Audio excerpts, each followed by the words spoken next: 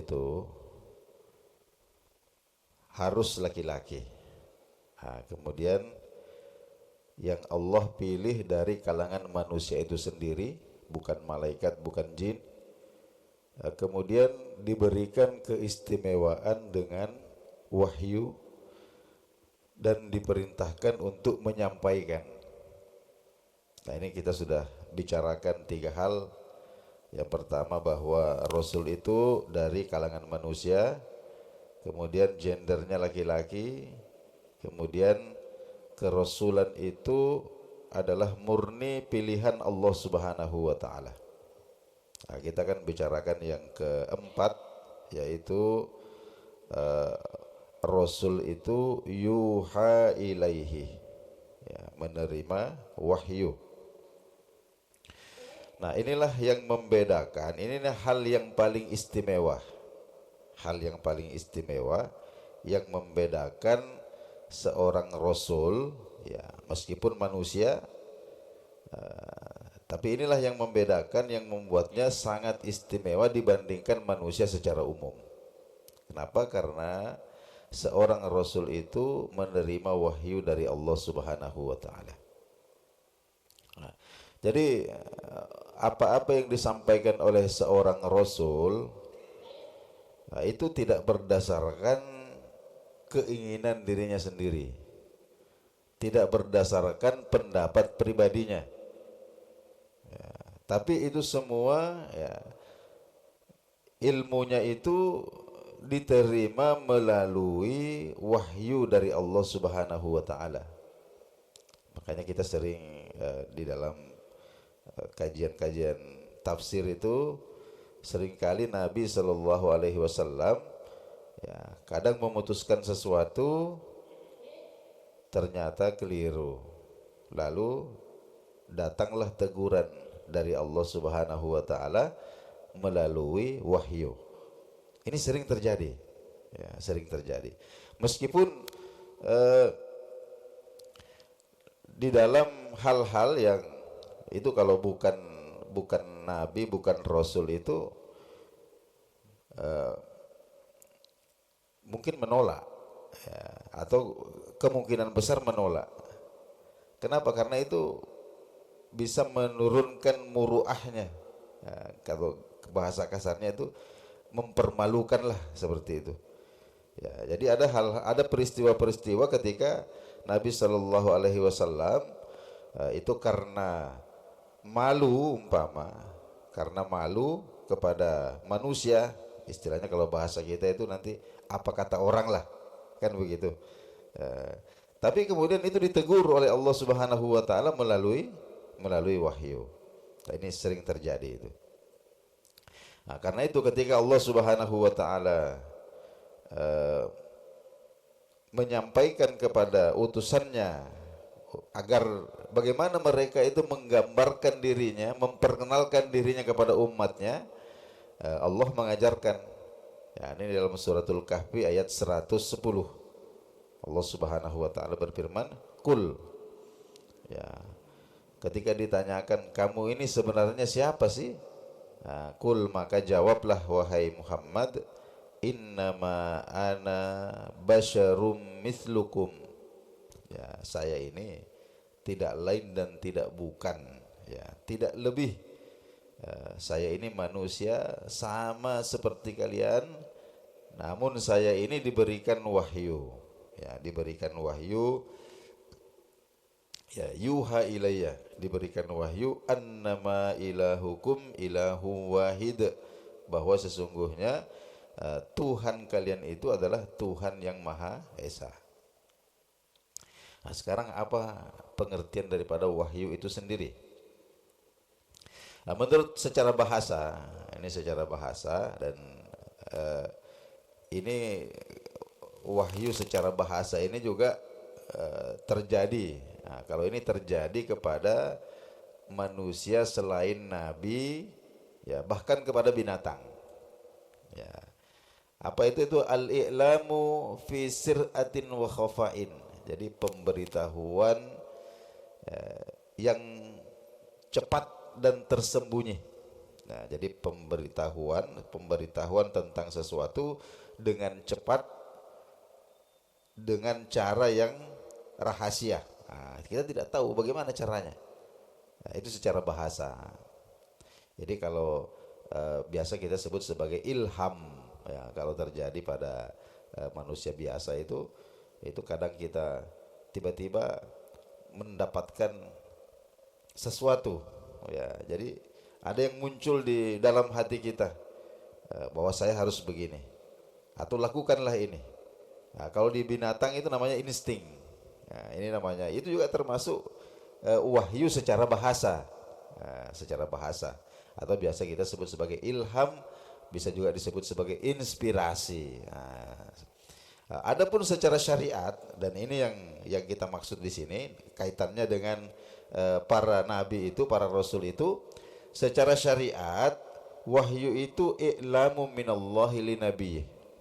Nah, jadi pengetahuan atau informasi, ya, dari Allah Subhanahu wa taala kepada nabinya, ya. Jadi i'lamu minallahi linabiyyi, informasi datangnya dari Allah kepada nabinya, bitariqatin ghairi mu'tadatin, dengan cara yang tidak biasa, ladal basyari, bagi manusia. Nah, caranya itu tidak biasa. Jadi manusia itu kalau mendapatkan ilmu itu tidak begitu, ya.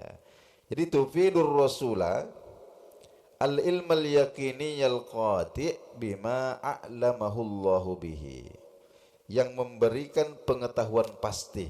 Jadi informasi ini kemudian, ya, menjadi pengetahuan yang sifatnya pasti dan meyakinkan kepada Rasul itu tentang apa-apa yang Allah informasikan kepadanya. Jadi tidak ada keraguan-raguan sedikit pun di dalam hati utusan atau Rasul yang diberikan wahyu itu tentang kebenaran apa yang diinformasikan itu. Itu definisi daripada wahyu itu. Nah, tadi dikatakan bahwa dengan cara yang tidak lazim, ya, bagi umumnya manusia. Ya, betul. Kenapa? Karena kita manusia ini, manusia, pengetahuan itu kita peroleh melalui panca indera kita. Ya, itu yang pertama caranya. Jadi melalui panca indera. Nah, karena kita mencicipi lidah kita mencicipi gula, sehingga kemudian kita punya pengetahuan, kita punya informasi, ya, bahwa gula itu manis. Nah, itu contoh. Nah, jadi kalau umpama kita belum pernah mencicipi rasanya gula, kemudian ada orang yang kasih tahu kepada kita bahwa gula itu manis loh. Nah, itu namanya pengetahuan kita itu masih bersifat zonni, dugaan. Nah, karena kita ini baru dikasih tahu, oh manis ya. Nanti tiba masanya kemudian kita cicipi sendiri dengan lidah kita, barulah kemudian informasi itu betul-betul menjadi valid. Jadi statusnya itu sudah yakin. Nah, kenapa? Karena kita sudah mengalami sendiri. Tapi dari mana pengetahuan kita bahwa gula itu manis? Ya, datangnya dari panca indera kita. Nah, itu yang pertama caranya. Jadi belajarlah, gampangnya begitu. Awil akli, atau melalui analisa pemikiran. Ya, kita tidak melihat, kita tidak merasakan, akan tetapi kita tahu. Nah, bagaimana caranya kita tahu? Melalui analisa. Nah, jadi seumpama kita melihat balon ini memancarkan cahaya. Nah, dari mana datangnya cahaya itu? Pasti ada energi. Tapi energi ini tidak kita lihat. Ya, tidak kita lihat. Tapi kita yakin bahwa di situ pasti ada energi. Kenapa? Karena faktanya ada cahayanya. Nah, jadi seumpama mati lampu, kita bisa menganalisa. Nah, kenapa mati lampu? Oh, ini kemungkinannya dua. Energinya putus. Kenapa putus? Oh, ternyata ada perbaikan di PLN umpama. Atau energinya ada, Tapi kok balonnya tidak menyala? Oh, berarti balonnya yang bermasalah. Nah, itu namanya kita mendapatkan pengetahuan melalui analisa. Ya. Seperti itulah cara kita manusia umumnya ini untuk mendapatkan pengetahuan. Nah, amma ilmul anbiya'i. Adapun pengetahuannya para nabi itu, fahuwa wahyun minallahi ilaihim. Itu asalnya dari wahyu. Asalnya dari wahyu. Makanya Al-Qur'an ini berisi tentang informasi-informasi apa yang terjadi di masa lalu. Begitu juga informasi-informasi tentang apa yang akan terjadi di waktu yang akan datang, di akhirat sana nanti itu seperti apa. Itu pengetahuan kita itu tidak bisa sampai di situ. Ya. Jadi ilmunya para nabi itu berasal dari wahyu. Nah, bagaimana cara sampainya wahyu ini? Awaturukul wahyi al-ilahi ilal anbiya yang qasimu ila thalathati anwa'in. Nah, jadi cara atau metode penyampaian wahyu kepada para nabi itu ada 3 macam. Ada 3 macam. Yang pertama, ayyulkiyallahu subhanahu al-ma'na fi qalbin nabi mubasyarah. Nah, jadi Allah subhanahu wa ta'ala menanamkan langsung ya, satu pengertian ya. Nah, jadi Allah subhanahu wa ta'ala menanamkan langsung satu pengertian langsung di dalam hati nabi itu ya. Wa huwal muradu biqouli ta'ala. Nah, ini dalilnya. Wa ma kana li basyarin ayyukallimahullahu illa wahyan. Nah, dan tidaklah pantas Allah itu berbicara kepada manusia, kepada seorang manusia illa wahyan, kecuali dengan perantara wahyu. Dan ini wahyu yang jadi seperti ini ya, jadi langsung masuk di dalam hati itu suatu makna yang langsung dipahami ya, oleh utusan itu. Nah, ini bisa terjadi ketika terjaga, bisa juga terjadi ketika tidur ya. Ini kita contohkan ya, ada contoh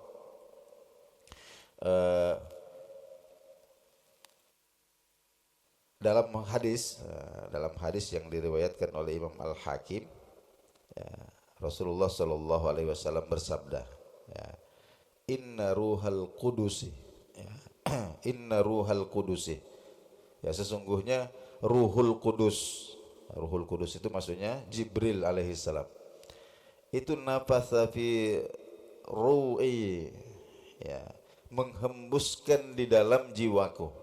Nah, menghembuskan di dalam jiwaku, artinya memasukkan satu pengertian di dalam hatiku bahwa ini isinya wahyu ini, lan tamuta nafsun ya, lan tamuta nafsun, seseorang itu tidak akan mati hatta tastawfiya rizqahu wa ajalahu ya, sebelum jatah rezeki dan umurnya itu terpenuhi.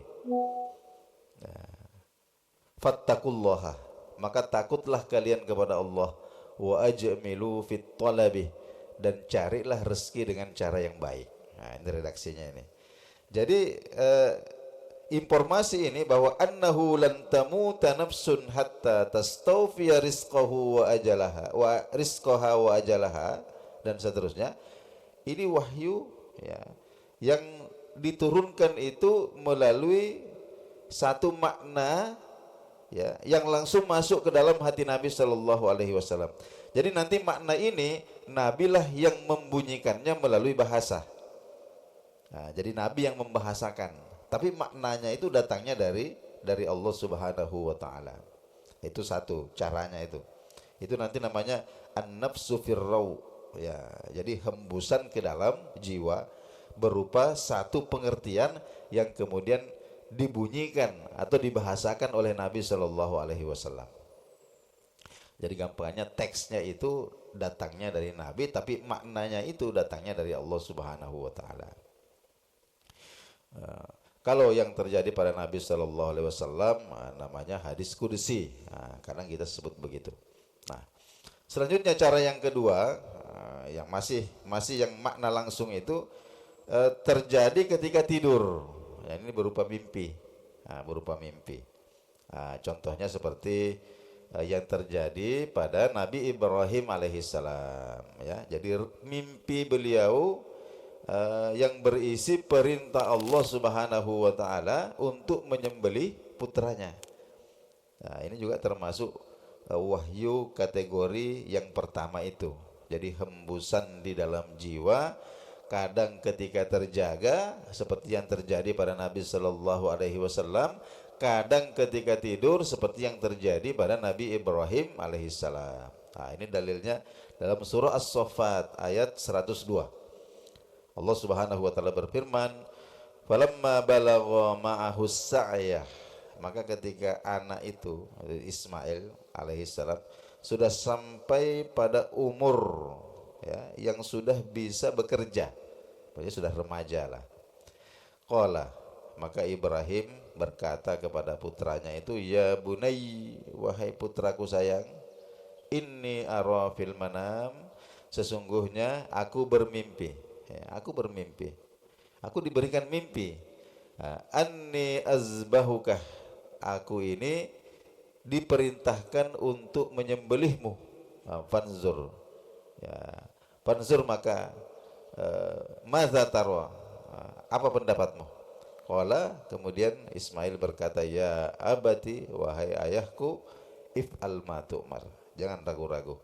Laksanakan apa yang diperintahkan kepadamu. Satajiduni insyaallahu minas sabirin. Insyaallah saya akan bersabar menghadapinya. Ini termasuk wahyu yang seperti itu. Disebutkan juga di dalam kitab Sahih Bukhari dari Sayyidah Aisyah Ummul Mukminin radhiyallahu taala anha. Qalat, beliau berkata, awwalu ma budi'a bihi Rasulullah sallallahu alaihi wasallam minal wahyi, bahwa wahyu yang pertama kali diterima oleh Rasulullah sallallahu alaihi wasallam itu adalah ar-ru'yas shadiqah. Ar-ru'ya as-shadiqah, mimpi yang benar. Mimpi yang benar. Ya, artinya apa? Fakana la yara ru'yan illa ja'at mithla falakis subhi. Maka tidaklah beliau itu memimpikan sesuatu kecuali mimpi itu benar-benar terjadi secara nyata. Ya, seperti terangnya cahaya subuh. Nah, ini diriwayatkan oleh Imam Al-Bukhari dalam kitab Badail Wahyi. Jadi baik, Bapak-bapak, saudara-saudara sekalian, kita cukupkan dulu kajian kita. Insyaallah masih ada lagi nanti cara yang kedua dan cara yang ketiga. Al-Quran ini nanti seperti apa, wahyu yang kategori bagaimana, nanti kita akan sampai di situ kajiannya. Baik, kita akhiri dengan doa kafaratul majlis. Bismillahirrahmanirrahim. Subhanakallahumma wa bihamdik, nashhadu an la ilaha illa anta, astaghfiruka wa natubu ilaik. Subhanaka rabbana la ilma lana illa ma 'allamtana innaka antal alimul hakim. Rabbana zidna ilman warzuqna fahman. Allahumma 'allimna ma yanfa'una wanfa'na bima 'allamtana. Amin ya rabbal alamin. Wassalamualaikum warahmatullahi wabarakatuh.